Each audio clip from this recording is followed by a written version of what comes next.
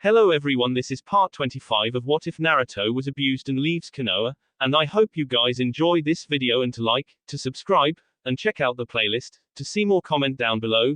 Now let's start the intro. They call me a god. They call me a god. They call me a god. Yes, Naruto, for the last time I understand, too soon a shinobi will be coming to pick up 3 of your companions in 3 days' time. Naruto nodded, just making sure that the Raikage understood him. So your ninja won't attack them or try to harass them. The Raikage sighed. Why was it that any conversation with the blonde Jinchuriki in front of him seemed to drag on endlessly? You know Naruto, Suna and Kumo are allies now, we don't just attack our allies without provocation. Naruto raised a brow, smirking as he recalled some things he had learned during his world studies.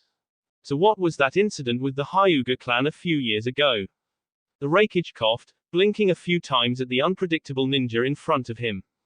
Yes, well, that was more than a few years ago and was under my father's rule as Raikage. I assure you that no such thing will happen as long as I'm in charge. Naruto just smiled and nodded, he was only teasing the man after all. It always amused him that he could so easily get under the intimidating Raikage's skin, even if he was one of the few he actually showed verbal respect to. However, that was really more out of fear of the man's iron claw technique. He shuddered just thinking about it. That's alright, Raikage-sama, just worried about my friends is all. The Raikage relaxed back into his comfortable chair and nodded with an uncharacteristic smile. When he was alone with Naruto, who wouldn't dare breathe a word of the large man's soft side, he could relax and be the caring brother he was to be. Understandable, Naruto, don't worry. When Gurren, Yukimaru, and Gozu's escorts arrive, they will be welcomed in. Naruto smiled warmly and nodded before deciding to turn to lighter news. So I heard B-sensei got. Both were suddenly interrupted as an Anbu member burst into the room, quite literally as he was blown through the wall of the Raikage's office. Both they and Naruto stared incredulously at the man's crumpled form before Naruto rushed over, making sure he was okay. He had left a fairly large dent in the wall and must have a few cracked ribs, but otherwise he was okay. Our Raikage-sama, it's. The poor Anbu member had to stop to cough as his body shook from exertion. It's Akatsuki. They went after Yugito-senpai. Both and Naruto's eyes narrowed as they heard the organization's name. Naruto carefully laid the man's head down, now unconscious, and stood back up. He only knew of one member of Akatsuki that would be this blatant about their arrival, Hidden. Before the Raikage could even put up a hand to stop him, Naruto had jumped out of the hole in the wall, making a beeline for where he knew Tayuya would be. Yugito raced through the narrow tunnel of the catacomb, just barely staying ahead of her pursuers. She glanced behind her only to see the glint of red steel which forced her feet to naturally quicken their pace. Reaching a more open area where water peacefully trickled through, she leapt to the side, narrowly dodging the head of the tri-bladed scythe before it smashed into the floor. Her body gracefully arced through the air before landing on the surface of the water, skidding back. She stared at the scythe, still embedded in the floor of the tunnel, glinting in the weak light as the cable it was attached to slowly reeled in, signifying the approach of its master. Yugito watched, masking her panic as best she could, as 2 figures slowly emerged out of the darkness in the tunnel, walking like they had all the time in the world. The first, a smirking man with greasy slicked back silver hair, was connected to the scythe by a cable that disappeared into the sleeve of his robe. He wore it open at the front to reveal his bare chest. Yugito knew from what Naruto and Tayuya told her that this was the Akatsuki member known as Hidden. The second, a more stoic and mysterious man with a towering presence, had the strangest eyes Yugito had ever seen. The sclera seemed naturally red with dark green irises and no pupils.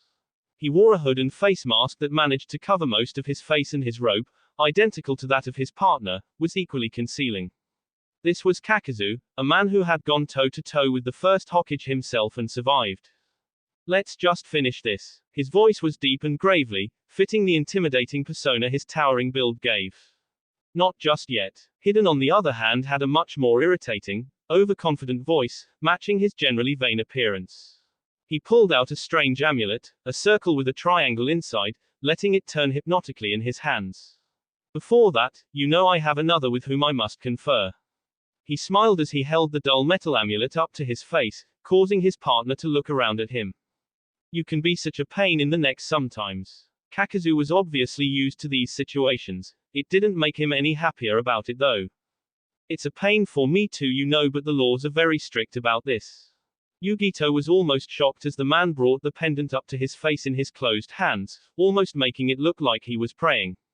Instead she simply smirked. The two had walked right in here without a second thought, with no regard to the fact she had planned it all along. You idiot, you think you have me trapped? Well, I'm the one who's trapped you. She clasped her hands together and focused her chakra. Immediately everybody in the room heard the hissing as multiple explosive tags were set off. They exploded, showering debris and rocks through the area, sealing off all the tunnels in or out of the hall. Well, would you look at that? We walked into a trap, Kakazu. His partner just looked around, completely ignoring the tensed Yugito. No matter, this makes things even easier. Hiden looked equally confident, although he did seem slightly agitated. This whole mission just goes against my beliefs. There's a rule in Jashinism preventing us from leaving survivors. To resist destroying you is a huge struggle for me. Come on, why don't you just surrender and come with us?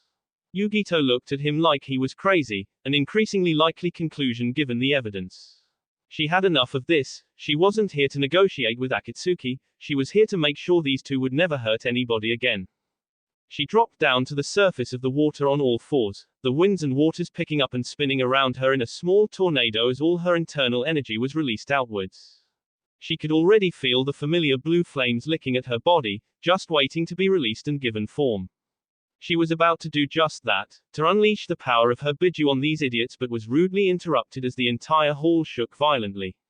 Both Yugito and the Akatsuki members looked around in confusion as the tremor stopped, the dust settling from the ceiling.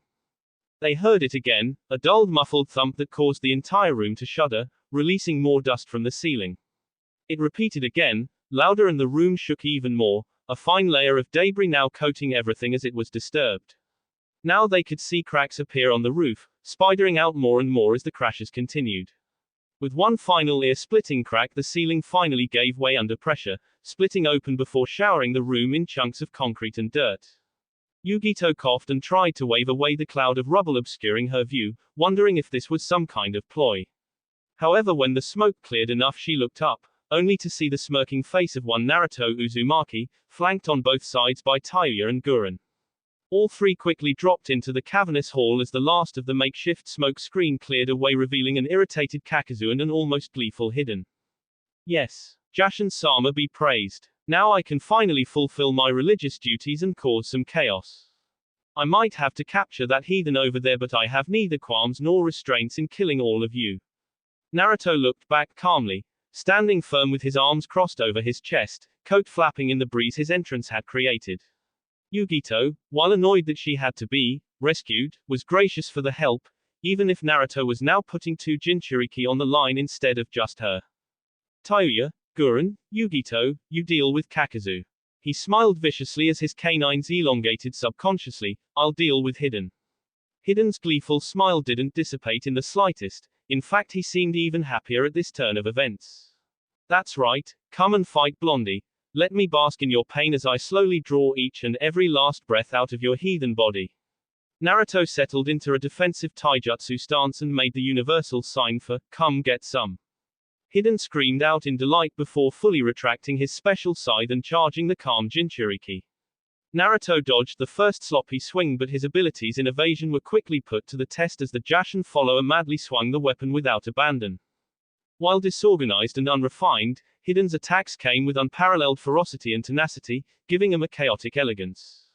Naruto was forced to dodge left, right and center to avoid the unpredictable and often near-fatal swings. He knew that even one single cut or drop of blood would be his end and was beginning to regret letting Hiden initiate the fight. Even so, he held his own, and like a blur of motion he weaved around every clumsy swing of the scythe, the red steel sometimes coming so close as to lightly skim his coat. Hiden cried out in a mixture of glee and praise in a mad squeal after every other swing, basking in the joy of a fight, knowing that his opponent's end was coming at any moment. One slip, one wrong placing of their feet, one hesitant moment and it would be over. He had all the time in the world to wait. He brought the scythe up blindingly fast, screaming out as he did so, and brought it crashing down to where he expected Naruto's head to be. In a flash of yellow, Naruto vanished from view, and as per usual Hiden simply swung his weapon in a long arc around his body. Naruto narrowly ducked under the blow, finally managing to get inside the chaotic fanatic's guard, delivering a swift and efficient kick to the man's side with enough force to send him hurtling across the room. He crashed into the rubble blocking one of the exits, the boulders and debris not enough to arrest his momentum as he was sent crashing through into the adjoining corridor. Naruto sighed, knowing this wasn't the end for his unrelenting opponent, and quickly dashed through the opening. Kakazu and the others had been silently observing the swift and shocking fight. Kakazu was even mentally praising the young blonde. Few people had ever lasted so long that close to hidden. For now though he had other concerns to deal with, namely the three very angry-looking women across the large hall from him. He sighed, wondering if he was truly getting paid enough to have to deal with such annoyances. Very well, we might as well get this started with. I want to get back and get my money. All three women snarled. Each was very powerful in their own right and there was only one of him, he should be at least worried. Not particularly liking the man by this point, Tayuya decided to kick things off. She unsealed her staff and twirled it once before firmly slamming it into the ground. The sharpened metal edge dug into the ground below them before she passed her lightning chakra through it. The bow staff acted as a conductor, vibrating more rapidly than a human eye can even follow. Immediately a wave of cracks appeared in the ground in front of her before blasting outwards, uprooting the floor and sending a powerful shockwave towards Kakazu. Before it could even reach him, large black vine-like tentacles burst forth from his back, appearing in front of him like a protective shield. The thick threads absorbed all the shock, leaving Kakazu completely unharmed. Tayuya only smirked. All three women just watched as the Akatsuki member sank to his knees, clutching both hands to his head as he reeled. Tayuya had maintained her chakra through the staff, using the shockwave as a medium to transmit a very high-frequency wave that would mess with most people's senses and in the case of some weaker opponents, knock them out.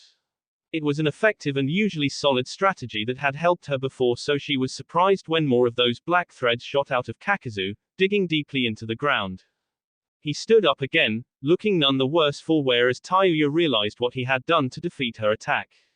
The threads acted as a grounding device, passing the vibrations out of him and into the ground to be safely dispersed.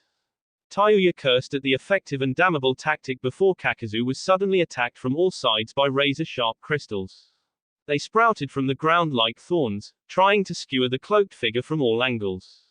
Kakazu merely shattered them all with another wave of his threads, drawing a gasp from Gurren, who had never seen anybody destroy her crystals so easily.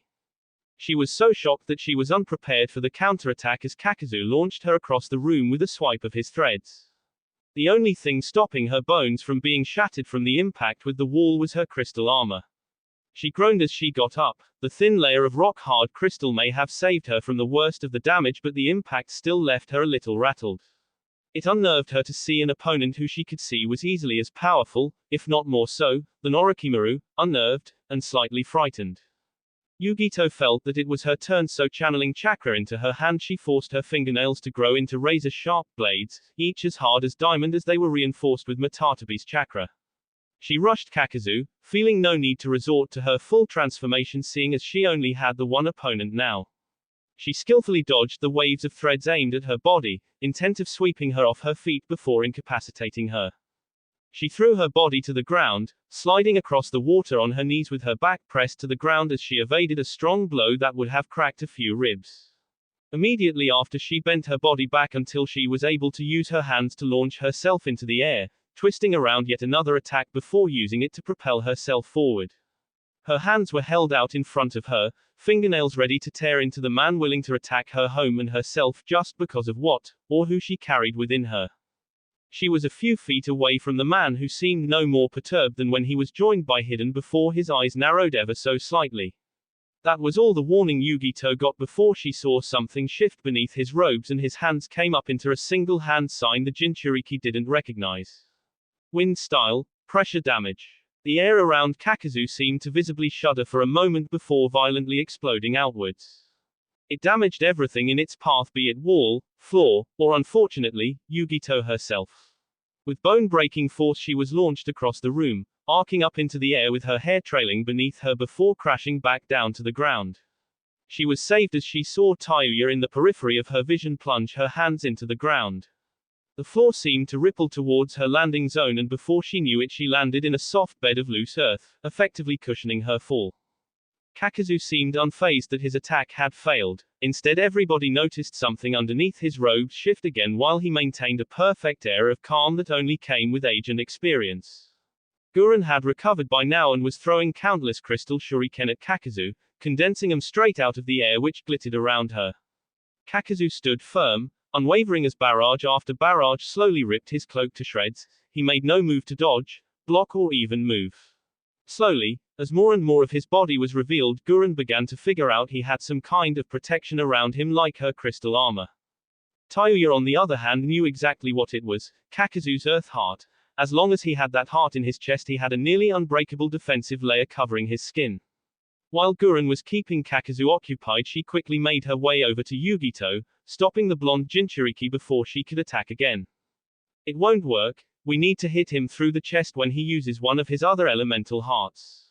Yugito looked at her strangely before remembering that the opponent they were fighting had multiple hearts, each interchangeable and granting him a different elemental affinity. Yugito nodded, turning her attention to where Kakuzu was finally growing irritated by the endless hail of razor-sharp crystals. Earth style, earth spears. Gurren's eyes widened before she nimbly jumped backwards, growing a crystal beneath her to propel herself away. She just lifted off the ground as a small field of spears made from the rock in the room all sprouted from the ground with the intent to skewer her. She was fast but not fast enough. One managed to skim her side. The only thing protecting her was the thin shield of crystal covering her body. It made a horrible screeching sound as it gouged out a visible trench in the transparent material. Tayuya wasted no time in using that as a distraction, launching herself forward as she batted away the spears with her staff. The lightning in her staff easily overpowered the earthen poles, lighting being naturally dominant over earth. With an incredible show of balance she planted her staff down on the head of a spear just as it was emerging from the ground. She thrust down, using the extra momentum that gave her to soar into the air, twisting her body around more black threads that tried to flick her away. She smirked as she saw something shift beneath Kakuzu's robe just as she approached. It was an unfortunate fact for Kakuzu that with age also came predictability, and Tayuya had full intent on using that to her advantage. Wind style, great breakthrough. Kakuzu's eyes widened for a split second as his body jerked violently. Under his mask his mouth twisted into a pained snarl. He staggered away, looking behind him at Yugito, her blade-like fingernails covered in blood. He looked down at his chest as the last of his tattered robe fell away, revealing the patchwork stitching that made up his body. Blood poured from a large puncture wound straight through his chest as Kakuzu gasped out in pain. Both Yugito and Gurren looked on confidently, adamant that they had won. Yugito smirked. She had a fire affinity, but she always made sure to learn outside her comfort zone. The hiding in water technique was brilliant to catch an unaware enemy off guard, and an Akatsuki member was no exception, having fallen for their trap. Tayuya was less confident. She had the pleasure of having witnessed Kakuzu fight before. This wouldn't be nearly enough to stop him. Sure enough, when they looked over to his hunched-over form they could see his shoulders shake lightly as he let out a low chuckle. Please, little girls, you are 100 years too young to defeat me. He stood up straight, giving Yugito and Gurren a full view as black threads covered his heart, replacing it with one from the masks, now visible, on his back. But it does seem I need to start getting serious. Tayuya saw the man's skin change ever so slightly as it darkened, indicating it was the earth heart he was now using. She knew he would have worked out what they were trying to do and would now fight more intelligently. This just became a lot harder. Hiden's high-pitched screams as he swung his scythe madly were really grating on Naruto's ears as he continued to swiftly dodge every potential blow. If Hiden was upset or aggravated by Naruto's continued avoidance of his weapon, he showed no sign of it. Instead, the man just maintained a psychotic grin as he gleefully continued to twirl in his own chaotic dance of destruction. Naruto tried to get back and get some distance between him and his opponent, but Hiden simply let loose with his scythe, sending it flying on its metal tether, which Naruto was beginning to suspect he could control with chakra. The scythe itself seemed unbreakable. The blonde had already tried to snap it with a Rasengan, but it was fruitless. Likewise, any blows that Naruto did manage to get in were simply shrugged off like they were nothing. Hiden was tough. At first Naruto had difficulty believing Tayuya about the man's immortality, but after a few minutes fighting him he lost all doubts. The man could ignore kunai cuts like they were bug bites, powering through with a smile or a demented shriek of joy. If anything, Hidden seemed to derive some kind of sick pleasure every time he was hurt. Still, Naruto couldn't afford to get sloppy. Hidden didn't tire, Naruto would eventually, and then he would make a mistake. The red steel of the scythe glinted in anticipation of the blonde's blood, just one drop and Hidden could end it all. Naruto knew all about the self-harm ritual of the Jashin follower. He would take pleasure in inflicting pain to both himself and his victim until he ended it with a stab through the heart. Naruto had a plan, but he didn't foresee fighting Hidden in such a confined place. He needed somewhere more open.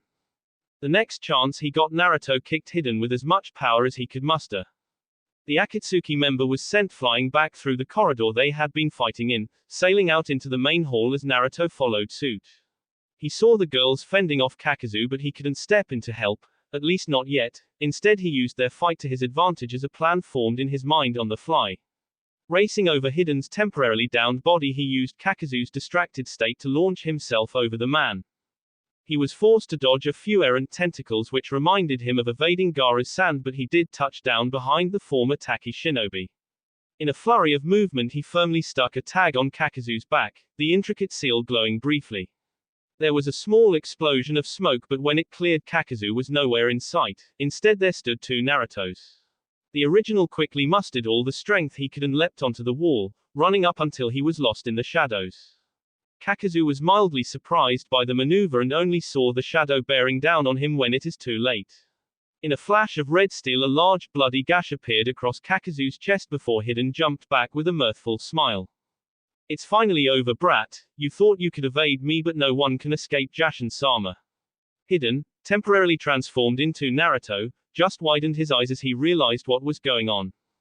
Hidden, you moron, wait. But it was too late. The silver-haired man licked the trickling blood off the scythe, drinking it down as he prepared himself for the ritual that had become second nature to him now. With glee, he traced out the symbol of his religion into the ground below him, from what blood was falling from his own body, his skin already changing. All over, his body became black as bone-like decals adorned his face and what you could see of his arms and chest. He smiled gleefully, too lost in the joy of his sacrifice to listen to the rest of his companions' pleas. With sadistic pleasure, he ran his sacrificial blade across the skin of his arms, smiling evilly as similar wounds appeared on Kakazu's transformed body. Years of life and the earth grudge fear jutsu had numbed the ancient Taki shinobi to pain, and he showed no outward sign of being affected.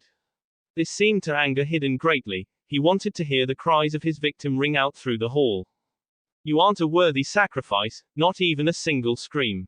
Without much more debate, he plunged the knife into his heart as Kakazu doubled over, feeling his precious organ burst inside his own body. Hidden smirked at seeing his opponent finally die after putting up a valiant attempt, at least until the original Naruto dropped down from the ceiling. The second member of the zombie combo watched in irritation as the Naruto he had killed transformed back into Kakazu. He pointed an accusatory finger at Naruto, murder in his eyes. "You tricked me, punk." Naruto smirked at how angry the man had gotten. It wasn't all that hard, really. A large tick mark appeared on Hidden's forehead as he once again charged at Naruto, a blood-curdling scream of anger and slight glee once again emerging from his throat. Naruto simply dodged the clumsy attack, firmly punching Hidden in the back, sending the man through one of the blocked-off passages, again. Naruto sighed. Despite the danger Hidden posed, he really wasn't all that much of a fighter once you knew what to look out for. Wearily he followed the small trail of destruction his body had created, now intent on actually finishing this. Gurren and Yugito were now much more wary of Kakazu, despite his seemingly mortal wound. Sure enough, the hole in his chest closed over, a new heart moving to replace its destroyed comrade, although they couldn't be sure which. Kakazu, far from his usual calm and collected demeanor, was now highly agitated. The loss of his wind heart he could deal with. Those were a dime a dozen in wind country, but a decent earth heart was difficult for him to get. Usually to subdue a powerful earth affinity shinobi you needed to use lightning techniques. Those didn't generally leave much to scavenge from. Hidden, you imbecile. It was a growl more than a sentence as he looked around at his three opponents. With only 3 hearts left, he had to be careful. Quickly devising a strategy from years of experience in the battlefield, he placed his hands in a seal. Water style. Water shockwave. Water seemed to converge out of thin air, joining the tepid water already flowing through the large hall. It rose up in a large wave before coming crashing down on the 3 women, forcing them to dodge out of the way. Of course Kakazu knew that the attack wouldn't be nearly enough to deal with his opponents, but it did give him some time as they dodged out of its way. Using that to his advantage, he hunched over his two remaining masks separated from his body, gaining their own life with the black threads that composed his body. After the threads wreathed around for a moment, they began to take on forms with the masks acting as heads. One became a demonic, twisted visage that faintly resembled a tiger, while the other grew tall with spikes emerging from its shoulders. Both looked dangerous, both looked vicious, and both were staring straight at their intended targets. As the three women landed from dodging the water attack, Tayuya and Gurren gulped as they saw the strange humanoid creatures staring at them. There was a single second of perfect silence as everybody in the room just looked at one another, then, on some unspoken signal, it all began. Simultaneously, the two black creatures charged down Tayuya and Gurren, the tall one aiming for the latter and the tiger-like one the former. Kakazu, on the other hand, immediately turned his attention to Yugito, who all of a sudden felt very alone with the imposing man staring her down with his dispassionate green and red eyes. She didn't want him to have the first move, so she immediately formed a series of rapid and complex hand seals.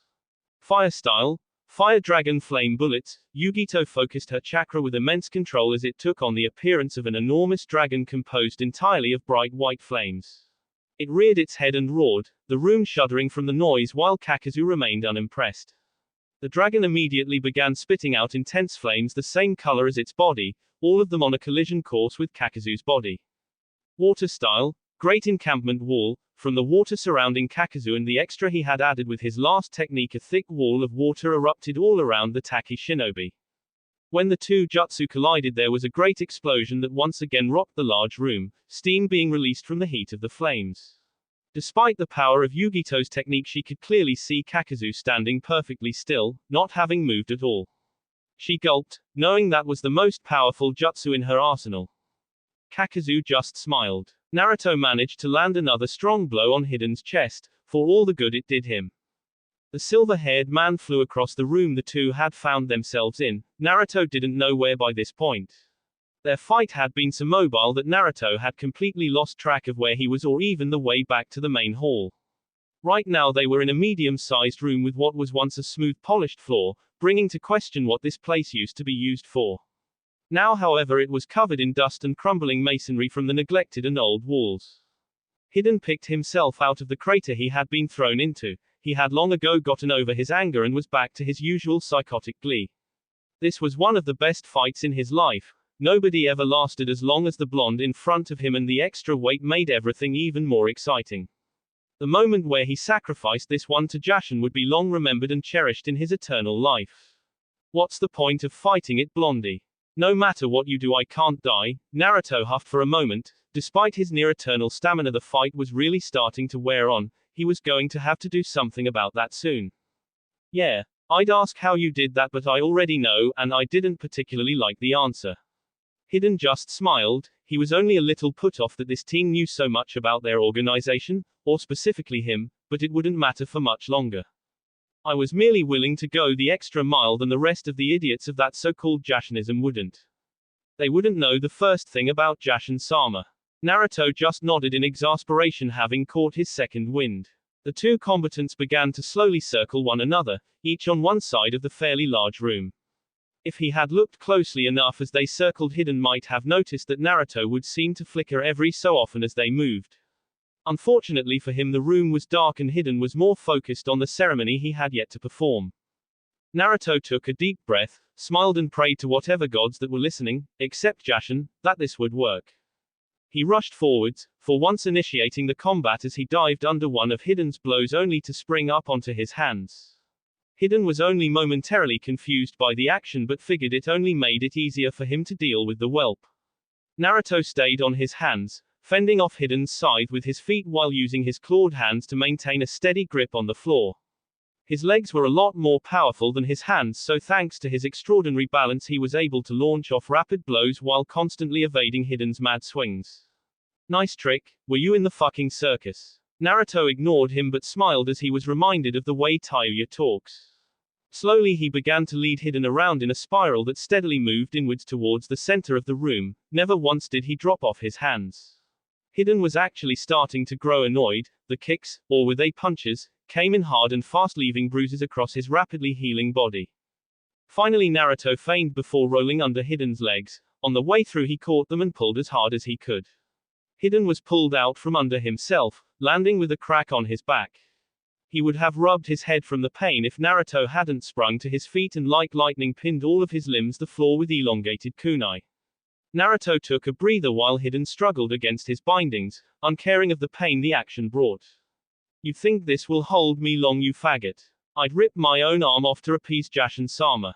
Naruto just rolled his eyes and threw a kunai at the man's neck, squarely severing his head from his body. He wasn't usually one for such brutal treatment of a prisoner, but he figured this was a special case. You can't silence Jashin-sama. When Kakuzu deals with those bitches and reattaches my head'll gouge your fucking eyes out. Naruto just sighed and put his head in his hands before walking over to where Hiden's head was rolling about. He picked him up and looked at him, their eyes meeting as the disembodied head stared down the Jinchuriki. Naruto just smiled and threw Hiden's head over to his body, watching it land on his own chest with a dull thump. Naruto ignored more of his angered shouts and wails as he moved over to the man's hand and took his Akatsuki ring. He then moved to his other hand and pried out his Jashin symbol. When this was over, he was going to have to investigate that. Hiden was still uttering curses and various obscenities by the time Naruto picked him up again. Hey, how long does your immortality last without a sacrifice to Jashin? Hiden's eye twitched at the disrespectful way he spoke about his god before he tried to bite Naruto, to no avail. Fuck you, heathen, I'm not telling you anything. Naruto smiled, which made Hiden quieten down for just a moment. You just told me everything I need to know. He held up his hand a little higher and turned Hiden so he could look around. Do you see that? Hiden tried to look at what the blonde was trying to point out. He would have shaken his head if he still had neck muscles attached to it. Look harder. Hiden scowled and was about to berate Naruto again when he spotted the faint pattern that encircled his decapitated body. He looked again and saw intricate seals occasionally dotting the room, all centered around his body. Oh, you see it. Hiden's look of fury returned as he tried to move in Naruto's iron grip. That's a sealing array. Now usually you can't seal a human, especially an alive one, but I found a way while I was working on my signature move. It's what lets me move through sealing arrays despite having chakra. He smiled a bit more casually, like he was just lecturing a student instead of explaining his opponent's defeat. So I seal you away, you can't sacrifice to Jashin anymore, and then what? For possibly the first time in Hiden's immortal life, a look of fear passed over his features and he gulped, widening Naruto's smile. He was speechless. He had never feared death before, partly because he thought he was immune to it, yet here he was, looking down at his own body, having his own slow death explained to him. I will fucking kill you. I'll rip your arms off, then your legs, make it as slow as I possibly can, then mmmmhhpph. Naruto had grown tired of listening to his insane opponent continue to speak and had covered up his mouth. When the disembodied head tried to bite him, he simply tossed it back onto his body before bending down and passing chakra through a nearby seal. The room glowed briefly as the seals lit up and Naruto cheerily waved to his vanishing opponent. Bye-bye. The glow stopped and Naruto looked back over to see that Hiden's body, and thankfully his head, had disappeared. He stood up and cricked his back. All that time on his hands really put a strain on his back and wrists. Not to mention the fact he was forced to use swift release in order to write out his seals without Hiden noticing. In all, he felt pretty drained. He sucked it up though and turned to face the corridor he had entered. He could return and move Hiden into a scroll later. For now he had to get back to Tayuya and the others somehow. Tayuya flipped over another fireball. The creature chasing her seemed to have an infinite supply of them and wasn't shy about using them. It was like dodging rapid-fire kunai, except hotter, and she couldn't dodge them by only a little bit or risk third-degree burns. Already she had to dive through the water to prevent herself from losing half her arm. Never had she thanked her medical skills so much. She had already lost count of all the ways she had tried killing the damn creature. Electrocution didn't work, cutting it didn't work, setting fire to it didn't work, trying to crush it with debris didn't work. She was frustrated beyond belief. The only thing she had found that seemed to remotely work was vibrating the damn thing. It seemed to loosen the connection it had between itself and Kakuzu, except she couldn't do it enough to fully sever the tie. All she could do right now was dodge it and continue trying different ways of killing it. She heard the crackle of air as another fireball was launched her way. Charging up her staff, she turned and tried to swat it back at her pursuer, only for it to bend its body out of the way and fire yet another ball. Gurren wasn't faring much better. Kakazu had been very smart when he sent his lightning mask after her. All her crystal attacks proved useless. She would attempt to capture the creature only for it to coat itself in lightning chakra and burst out. Trying to skewer it on needle crystals or with her hexagonal shuriken only resulted in it shrugging off the blows like they were nothing. Then she had its attacks to deal with. It could create a constant stream of lightning from its mouth, which could slowly chase her down. Despite usual lightning attacks not having much effect on her crystal armor, she had learned firsthand that this much more concentrated version could melt straight through it. She was running through the room, clutching her side in pain as she tried to stay out of the water or risk getting second-hand electrocuted from a stray shot. She heard the now familiar sizzle of air being burnt off as the masked creature charged up for another attack. She dodged to the side, erecting a wall of crystals behind her as she ran. She heard the discharge of energy as the thread creature let loose with another bolt of deadly lightning. She looked behind her in time to see it impact with the wall of crystal. Expecting it to shatter under the attack, she raised an arm to shield her eyes. What she didn't expect was for the bolt to pass straight through the shield, not damaging it but getting skewed off to one side as it went through. She looked back and forth between her shield and the wall that now held a nasty burn mark before a smirk found its way onto her lips. That could work. Yugito, despite knowing that now Kakazu's earth heart was gone, he was vulnerable, wasn't happy about it. Vulnerable wasn't a good word to describe Kakazu in any way. Staying at a distance proved difficult with his deadly water techniques and incredible chakra capacity. Getting in close was suicide thanks to those damn threads, and anywhere in between was dangerous just because the man was fairly unpredictable now that he was taking the fight seriously. Cutting the threads that composed his body proved to be impossible, even with her razor-sharp claws. Any time that she thought she actually managed to do it, he would just disperse into a rush of water, indicating an annoying use of the water clone. Then came his counter-attack. He had already used the water dragon jutsu to startling effect, the damp craters in the walls around her serving as testament to that. His arsenal of jutsu seemed nearly endless and each one was executed perfectly. She had never met anybody with such a mastery of the water element before. Suddenly her thoughts were cut short as she felt a very strong hand wrap around her throat. Her eyes opened wide in panic as she looked around, only to see the patchwork hand she was held by connected to Kakazu's body by a long length of the threads. The man smiled behind his mask as he slowly drew his hand back towards his body, squeezing a little harder around the woman's neck. He brought her close so that she was looking at him right in his oddly colored eyes. You are lucky that we are not here to kill you. Then again, with what the Akatsuki have planned for you, perhaps death would be a blessing. In either case, I am going to have to ask for more money. You silly girls have already cost me 2 hearts. He smiled dispassionately as Yugito started to feel darkness encroach on her vision, losing herself to unconsciousness. Tayuya turned on a dime, flipping herself up and over the creatures as she firmly planted her staff in its back. With an enormous burst of lightning chakra, she attempted to once again electrocute the creature in the water that covered the floor. It only paused for a moment before she watched in sick fascination as the mask twisted 180 degrees to look at her. The mouth opened and her eyes widened before she pushed off again, moving as fast as she could to escape the enormous fireball the black-threaded creature unleashed. Tayuya, I need your help. The redhead looked up incredulously at Gurren, who was busy flipping across a wall to avoid the great beam of lightning trying to cook her. I'm a little busy. Gurren just grunted as she erected another wall of crystals between herself and the lightning mask. It wouldn't hold long, so using that opportunity she sprinted over to Tayuya, sending enough crystal shuriken at the fire mask to momentarily hold it up. She quickly explained her plan before the two of them were forced back into fleeing their respective masks. Tayuya didn't particularly like it. It sounded far too risky, but she didn't have anything else, so she had to go with it. Summoning jutsu. With a brief moment of respite earned by passing more lightning chakra through the water, she slammed her hand down. After the smoke cleared, a large falcon, the size of a large dog, appeared beside her, its eyes widening as both it and Tayuya dodged to the sides to avoid a large ball of flames. Hey Amazu, I need your help. The seemingly larger than possible falcon just nodded, its wings already moving about in intricate spirals as the water began to respond. Tayuya ran to where Gurren was already preparing her part of the plan, forming large circular objects out of her crystal. Tayuya knew that Kayamizu would only give her so much time, so as soon as she saw an opening she rushed in between them. Time seemed to slow down for both of them as light began to crackle around the mask's mouth. If this didn't work, then Gurren was about to be turned into a lightning rod, something she didn't think she would survive. Tayuya dived through the air, intercepting the bolt of lightning with her staff as the metal absorbed the energy like a sponge.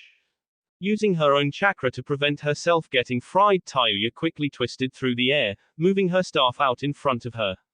Her hands trembling from holding back all the power in her staff, she released it all in one blast, directly at the crystal Gurren had created. She made sure to release it all before she touched back down, preventing any of the energy from being grounded. The bolt hit dead in the center of the circular crystal, and there was a moment's delay before it came blasting out the other side. The lens focused it, condensing it into an even more powerful bolt as it was released, directly at Kakuzu.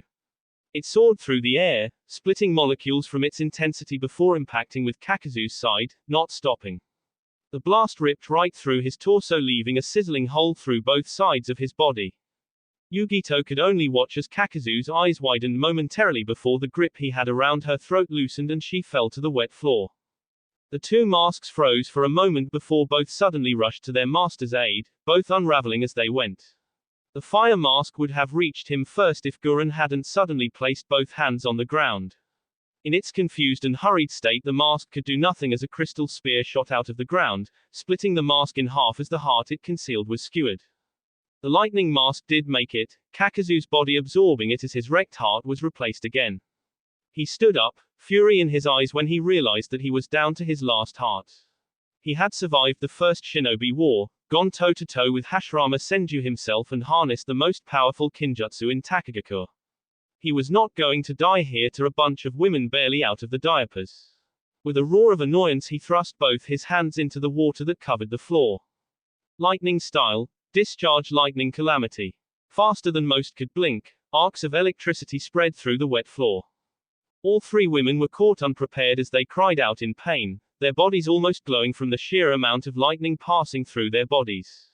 Kakuzu didn't let up until he saw their bodies smoking, completely uncaring that he was killing his target.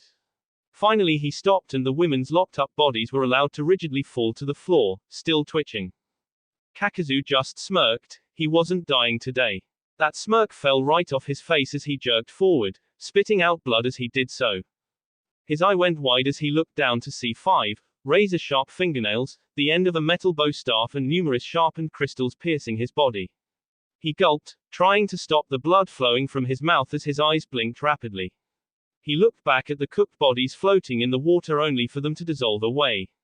He tried to speak but his words caught in his throat before he fell to the water, dead for good this time.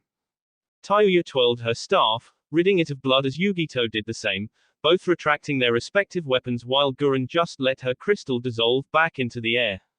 They all looked down at the body in front of them while Tayuya prodded it with her foot, watching it drift lazily in the water.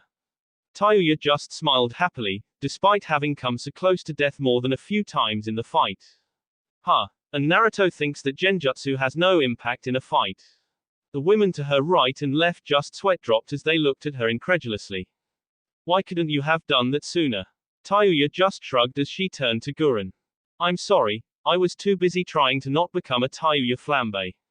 Yugito was still looking down at the body floating in the tepid waters, amazed at how close she had come to dying or getting kidnapped.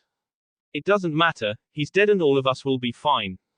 Tayuya just turned to her with a smirk. Oh, look at Miss Glass half full, if you'll remember it was me and Gurren who saved your ass. Yugito just scowled. Hey, it was my idea. Tayuya just looped an arm around Gurren's shoulder. Yeah, but it was my awesomeness that made it happen. There was a moment of silence in the room before all three women burst out laughing, the situation too much for them. It was that scene that Naruto rushed in on, looking ready for a fight as he quickly surveyed the room. What he hadn't expected was to find the three women laughing while Kakuzu's dead body drifted lazily around in the water. He looked around, spotting the numerous signs of an intense fight in the form of smoking or damp craters or large trenches of smoldering earth. Whoa, what happened here? All three women turned to see Naruto, two of them sighing in relief that he was okay. Naruto walked over as they all looked around the room, seeing the damage they did for the first time. Not much shithead, just kicking some ass. Naruto wasn't sure whether to back away slowly from the chuckling women or go over and hug Tayuya. He decided on the latter, and after a few giggles from Yugito and Gurren he separated, walking over to Kakuzu's body before flipping it over with his foot. Carefully he slipped the man's ring off before putting it with the others. It took him a few moments to seal away Kakuzu's body, but once he was done he stood back up. Okay, I just have to go back and collect Hiden's body, then we'll probably have to report all this to the Raikage. He received a round of nods from the women before Tayuya looked at the scroll in Naruto's hand. So who gets the bounty on that guy's head? Everybody's sweat dropped while Tayuya just looked around. What? The Raikage was still holding the two scrolls incredulously, looking up at the group of people that had killed two of the most dangerous S-ranked criminals in the world. He had a right to be skeptical, but once Naruto had shown him Kakuzu's body and Hiden's head, which wouldn't shut up, he was convinced. Seeing a disembodied head scream obscenities at him was an eye-opening experience for the normally stoic Raikage. In the end he had sighed from relief when Naruto re-sealed Hiden back into the scroll he would be calling home for the foreseeable future. Not only that, but Naruto had dealt with the man single-handedly, or wasn't even sure what to make of that, and had to re-evaluate just how powerful the teen in front of him was.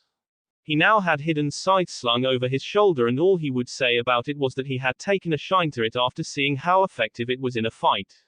The Raikage decided not to question it, as he simply wanted the group out of his office before his headache got any worse. After the group had collected their respective bounties, the three girls splitting Kakuzu's evenly and Naruto claiming Hiden's in its entirety, they walked out of the office, with Yugito staying behind. I'm glad you're okay, Yugito. B wouldn't have forgiven himself if anything happened to you. The blonde just nodded, smiling lightly at the thought. She was certain that if B hadn't been away on a mission, then he would have been right there with Naruto and the others. Thank Naruto, Gurren and Tayuya.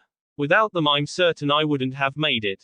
And nodded solemnly. He knew this already, and he would be writing a personal note of thanks to the Kazekage.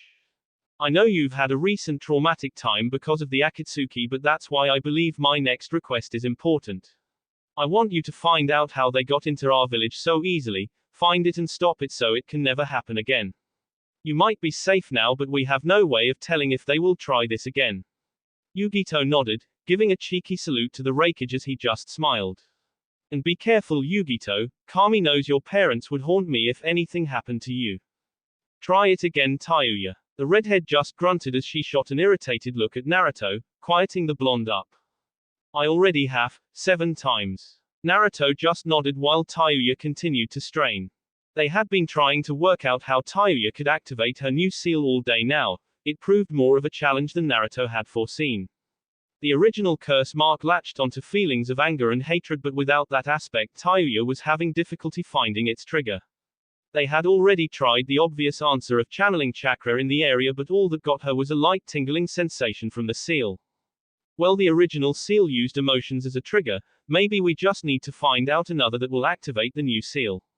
Tayuya just sighed, really hoping that the trigger was frustration, because then she would have it worked out in seconds.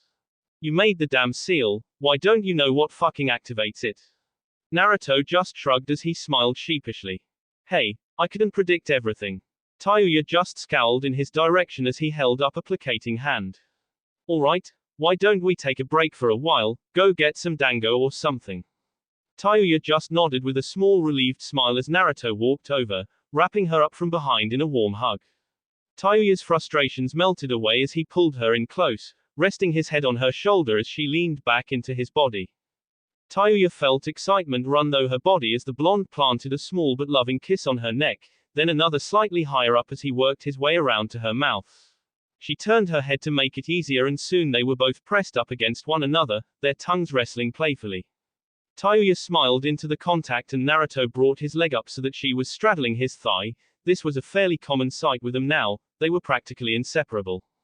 She suddenly felt a strange sensation in her shoulder, thinking that Naruto had kissed her too hard. If such a thing was possible, she just carried on. However, when Naruto opened his eyes, they widened, making her pull back in confusion. What? He just pointed at her as she looked down on her body, not seeing anything out of the ordinary. He took off his headband and held it up so that she could look at her reflection in the polished metal. She gasped at what she saw. Her hair had grown much longer, becoming a light shade of pink. Her skin hadn't changed at all thankfully, but her eyes were different. The irises were larger and her pupils had vanished completely. That's when she noticed that she suddenly felt stronger, like she just had more energy running through her body. Naruto too was looking her over, feeling the slight shift as her chakra suddenly increased.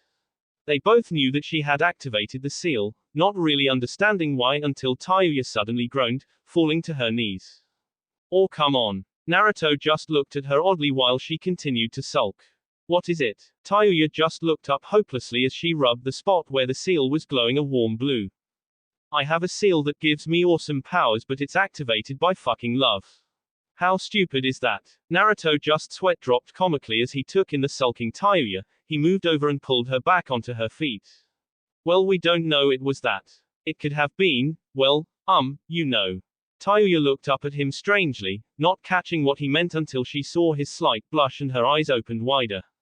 A smirk found its way onto her face as she rubbed up against him slightly, which made him once again notice that fact that her endowments seemed to grow while under the influence of the mark.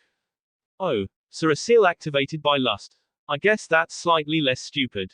Naruto just chuckled as he took the hint and captured Tayuya's lips with his own, earning himself a moan from the redhead turned pinkett. They parted after a minute, both panting with smiles plastered over their faces. It could be either, but the important thing is we found something that triggers it.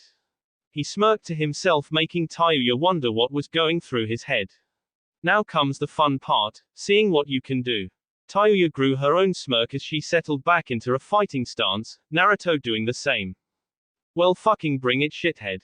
B looked over the wrecked training ground, noting the numerous scorch marks and craters which littered the plateau. Right in the center of it all lay Tayuya and Naruto, the former straddling the latter as they furiously made out. Half their clothes seemed to be either ripped or burnt off, and their modesty was only saved by a few strips of fabric, not that the couple seemed to mind in the slightest. B wasn't sure whether to leave or grab a chair, but in the end he cleared his throat loudly, shocking the duo out of their makeout session. Oh hey B, sorry about the training ground. B just raised an eyebrow while Tayuya pouted at being interrupted, apparently not caring that the only thing covering her was Naruto by this point. Don't worry about it, Lil. 9, someone will clean this up just fine. Naruto nodded. He was a bit worried they had gone too far in their spar, but didn't let it get to him. So what do you need? B smiled broadly. Big bro wants to see you. Better go grab Miss 7 too, got some visitors you'll want to see, so he sent a messenger in the form of 1 Killer B. Naruto nodded, standing up as he clutched at his pants which threatened to fall down. Thanks B, we'll go as soon as he looked around to Tayuya who was hiding behind him so B wouldn't see anything, get some other clothes. The large rapper just nodded before leaving. He swore he saw something different about Tayuya but he couldn't place it. That will be it for this video. If you want more, comment down below, like, subscribe. And see you guys later.